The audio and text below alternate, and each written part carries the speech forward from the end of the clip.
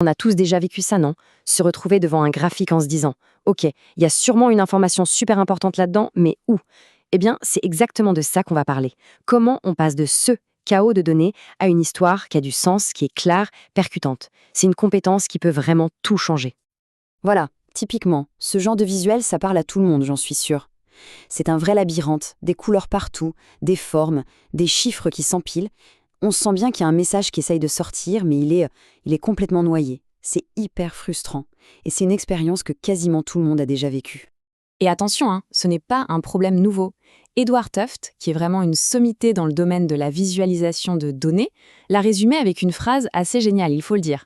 Elle illustre parfaitement comment nos propres outils, oui, comme ce bon vieux PowerPoint, peuvent devenir nos pires ennemis si on ne fait pas attention et complètement tuer la clarté du message. Ce qui nous amène à une conclusion assez simple finalement, on est littéralement entouré de mauvais graphiques. Alors la première étape, c'est de se poser la question, mais pourquoi ?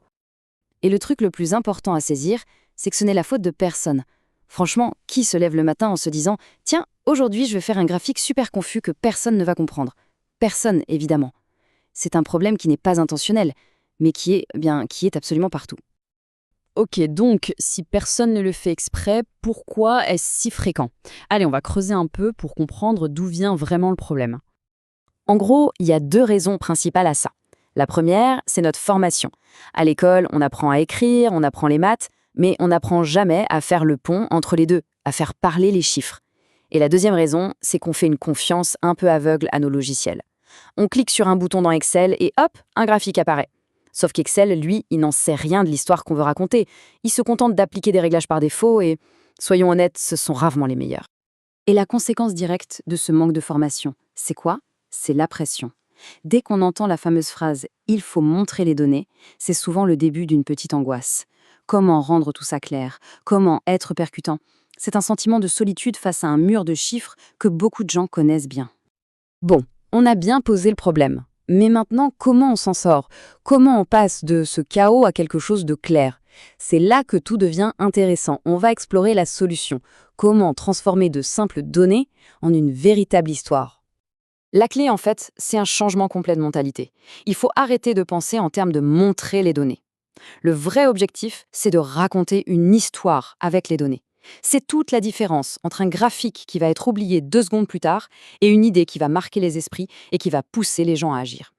La théorie, c'est bien beau, mais rien ne vaut la pratique. Alors regardons la puissance de cette transformation avec des exemples très concrets, des avant-après. C'est assez parlant.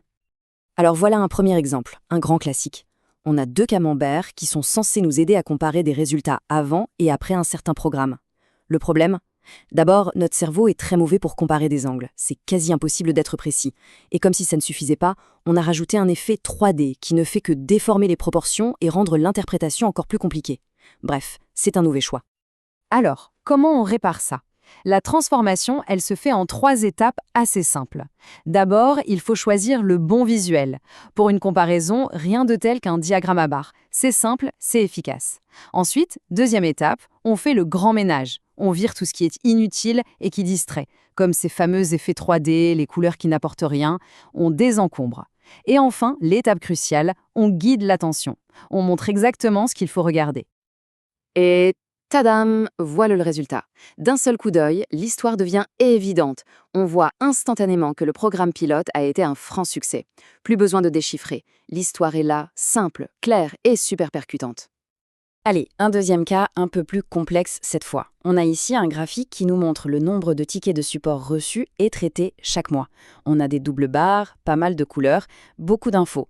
Mais la vraie question, c'est qu'est-ce que ça raconte? C'est quoi le message principal? Franchement, c'est hyper difficile à dire.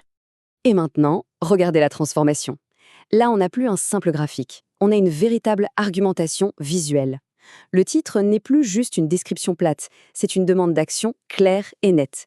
Veuillez approuver l'embauche de 2 personnes. L'histoire qui était complètement perdue dans le premier visuel devient ici impossible à manquer. Alors comment on est passé de l'un à l'autre? C'est une série de choix stratégiques. Premièrement, on est passé à un graphique en courbe, qui est parfait pour montrer une évolution dans le temps. Ensuite, on a encore une fois tout nettoyé, viré le superflu. Puis on a utilisé la couleur et un peu de texte pour focaliser l'attention sur le point crucial, le moment où deux personnes sont parties et où, depuis, l'équipe n'arrive plus à suivre. Et enfin, le coup de génie, le titre qui n'est plus une description, mais bien la conclusion de l'histoire et l'appel à l'action. Ok, donc on a vu comment transformer les graphiques, mais au fond, pourquoi c'est si important? Au-delà du fait d'avoir des visuels plus jolis, en quoi est-ce que cette compétence peut vraiment donner un avantage professionnel? Eh bien, tout simplement parce que les règles du jeu ont changé. Il y a quelques années, savoir bien utiliser Excel ou PowerPoint, c'était un vrai plus sur un CV. Ça pouvait faire la différence. Aujourd'hui, c'est juste le ticket d'entrée. C'est la base, ce qui est attendu de tout le monde. Ce n'est plus du tout un facteur de différenciation. Non, la compétence qui fait vraiment la différence aujourd'hui, c'est précisément celle-là. C'est la capacité à prendre des données brutes, parfois complexes, et à les transformer en une histoire claire, pertinente et dont on se souvient. Voilà le véritable nouvel avantage concurrentiel sur le plan professionnel. Alors, pour finir, une question à garder en tête. La prochaine fois qu'un tableur s'ouvre, au lieu de se demander quelles données j'ai là-dedans, il faudrait peut-être se poser une autre question. Quelle est l'histoire que ces données attendent de raconter? Parce que c'est en trouvant la réponse à cette question que la magie opère vraiment.